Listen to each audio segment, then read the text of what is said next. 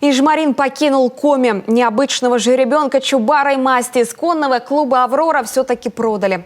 Животное купил конный клуб «Зеленая Слобода» Владимирской области. По словам прежнего хозяина Натальи Денисовой, на новом месте для Ижмарина созданы хорошие условия. Например, просторные выпасы для животных, а люди добрые и знающие лошадей.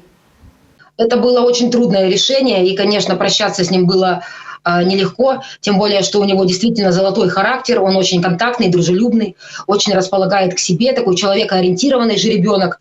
И, конечно, для нас, для всех это было трудное решение, но, тем не менее, он нашел замечательные руки, и мы рады, что он в новом месте, в новой семье обрел благополучный новый дом. И, конечно, мы будем следить за его дальнейшей судьбой. С большими финансовыми трудностями конный клуб столкнулся после пожара в январе этого года. Большая часть животноводческих помещений тогда уцелела, но разрушена кровля одной из конюшен. Пламя уничтожило здание с ветеринарным блоком, раздевалки, тренерские классы для теоретической подготовки. Из-за огня «Аврора» лишилась амуниции и лекарств. Восстанавливали центры при поддержке жителей Сыктывкара и властей. Средства от продажи жеребенка полностью потратили на восстановление конного центра. Так что для «Авроры» Чубар и Ижмарин стал настоящим спасением.